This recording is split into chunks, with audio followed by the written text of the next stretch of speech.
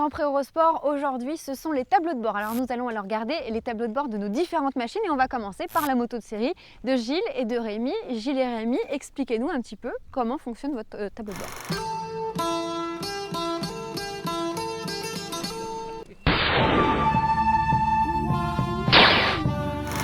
C'est le meilleur tableau de bord des 4 machines présentes. De loin, t'es d'accord? Là, Alors, on met le contact, compte-tour position centrale, normal, c'est une moto de sport, compteur de vitesse qui va jusqu'à ce qu'on puisse perdre notre permis, température moteur, les compteurs kilométriques. et puis après, qu'est-ce qu'on a encore? Eh ben, on a le démarreur, Ça sert. puis alors surtout les rétroviseurs, parce qu'il va y avoir Il va y avoir du monde derrière, là, les trois loulous, là, le temps qu'ils démarrent leur moto, nous on sera partis, ils seront loin derrière. Bon, et alors, puis on a...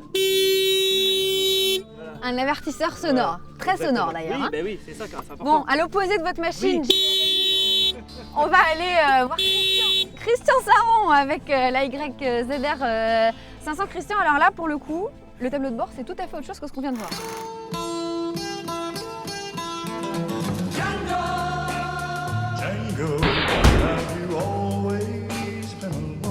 C'est l'opposé. C'est l'opposé, le tableau de bord, tout simplement parce qu'on n'a même pas le temps de le regarder. On est déjà sur la roue arrière, dans la ligne droite, enfin, souvent où on essaie de ne pas y être. Donc on a un compte-tour et une température moteur, c'est tout. Bon, il nous reste la Moto 2 et la R1 de Christophe et Sébastien. Christophe, Sébastien, pourquoi vous allez gagner ce défi? Pourquoi votre tableau de bord est meilleur? Je commence par vous, Sébastien.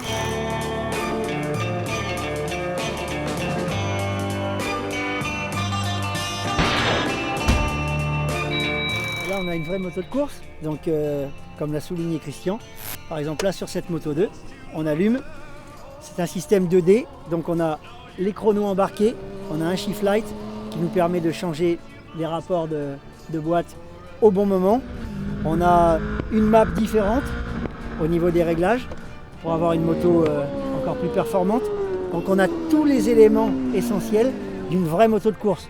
Donc ça me fait un peu sourire quand j'entends parler de klaxon et de rétroviseur. Une vraie moto de course, Christophe. Oui, alors le problème c'est qu'on a le même tableau de bord.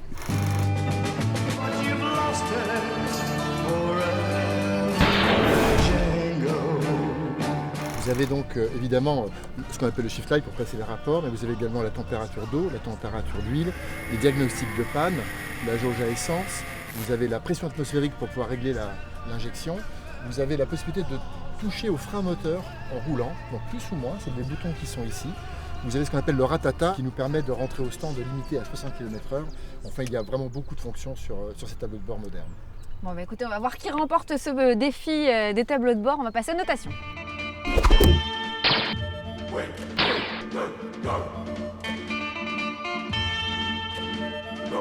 Le grand vainqueur, c'est Christophe Guyot avec l'AR1 du GMT 94. Deuxième position pour Sébastien Charpentier avec la Moto 2. Troisième place, juste derrière pour Rémi et Gilles avec la moto de série. Et enfin, Christian Saron avec la YZR 500. Malheureusement, vous êtes le dernier. Mais j'ai l'habitude.